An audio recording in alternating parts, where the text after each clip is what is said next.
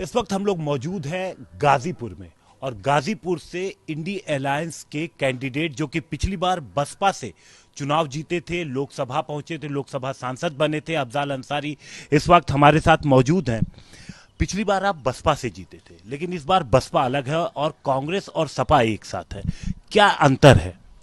हमारे साथ तो बसपा का जो वोटर है वो आज भी उसी तरह से है। हम बसपा से अलग कहाँ हैं। हम लड़ रहे हैं समाजवादी पार्टी के सिंबल से। समाजवादी पार्टी के मुखिया ने मुझे अपना चुनाव चिन्ह आवंटित किया है, लेकिन न बसपा ने मुझे छोड़ा न मैंने बसपा को छोड़ा है। लेकिन बसपा का वोटर तो अपने चुनाव निशान के साथ जाता है। आप देखिएगा गाजीपुर में 4 तारीख को देखिएगा। मुख्तार अंसारी कितने बड़े मुद्दे हैं यहाँ पर? हम इसको कई आज बंधुओं से कहा कि आज क्षमा कर दीजिए।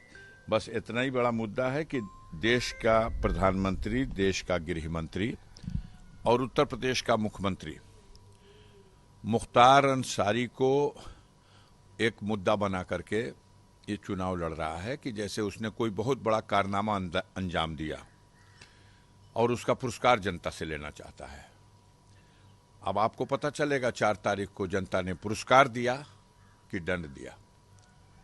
उत्तर प्रदेश, अगर हम पूरे उत्तर प्रदेश की बात करें तो क्या तस्वीर निकल के आएगी? क्या आप कह रहे हैं? नहीं, पूरे देश के पैमाने पर तस्वीर निकल के आ चुकी है। इंडिया गठबंधन की सरकार बनने जा रही है। वो जो सपना था 80 में 80, वो सपना चकनाचूर हो चुका है। मोदी जी को अपनी सीट बचाने के लाले पड़ रहे हैं। जोगी जी को अपनी साख बचाना मुश्किल हो रहा है।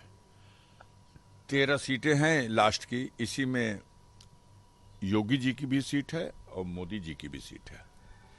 देखिए जनता फैसला करने जा रही है। पिछली बार क्या स्कोरिंग थी इस राउंड के चुनाव की आपको पता है। अब इस बार क्या होगी आगे देख लीजिएगा। 13 में से 11 बीजेपी थी।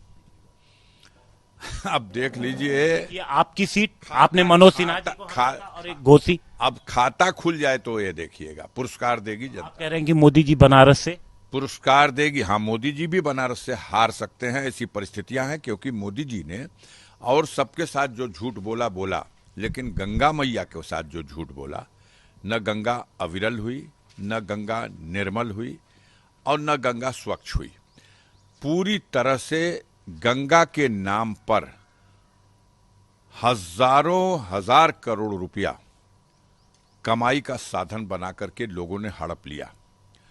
आज भी हमारे केदारनाथ पीठ के शंकराचार्य स्वामी अभिमुक्तेश्वरानंद जी महाराज ने कहा है कि इन लोगों को वोट देना गौ हत्या का पाप लग जाएगा। क्यों ये कहा उन्होंने? उनका दिल रो रहा है। इसलिए रो रहा है कि जो लोग गौ को माता कह करके और देश के माहौल को बिगाड़ने के लिए ऐसी उत्तेजना फैला दी है कि सड़कों पे लोगों को मारा काटा जाने लगा, वह लोग बीफ का व्यापार करने वाली कंपनियों से 250 करोड़ रुपया इलेक्टोरल बॉन्ड के माध्यम से चंदा लेने का काम किए। तो आज जनता के बीच में सब कुछ उजागर हो चुका है। आज का दिन राजनीतिक बहस और उस मुद्दों पे बहस करने का नहीं है। आज का दिन यह है कि दुनिया के सबसे बड़े लोकतांत्रिक देश में जहां लगभग 92 करोड़ मतदाता हैं, वो 6 चरण में जितने क्षेत्रों में वोट पड़ना था पड़ गया।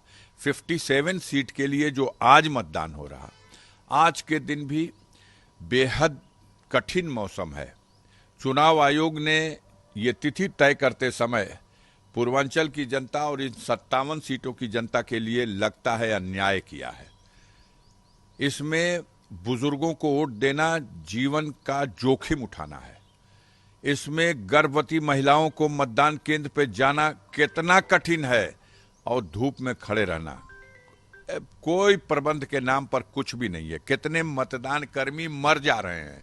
क्या रिपोर्ट आ रही है अगर अभी की हम बात करें आपके, क्योंकि वोट पड़ना तो शुरू हो गया? बहुत उत्साह है जनता में वोट के लिए और हिम्मत करके जाएंगे लोग मतदान केंद्र के। मेरी हाथ जोड़ करके विनती है आपके चैनल के माध्यम से, इस 57 सीट के मतदाताओं को कि इसे एक चुनौती मानिए, अपने देश के लोकतंत्र के लिए अपनी आहुति और अपनी पूजा मानिए और अपने मतों का इस्तेमाल कीजिए, अपना मतदान कीजिए। किसी भी दशा में पीछे मत हटिए, मतदान कीजिए। लोकतंत्र जीतेगा अगर आपने मतदान किया तो। अफजाल अंसारी, साफ तौर पर इनका कहना है कि चाहे कैसी भी परिस्थिति रहे, कैसा भी मौसम रहे, वोट देने जरूर निकलिएगा। कैमरामैन रितेश मिश्रा के साथ हिमांशु मिश्रा, गाजीपुर,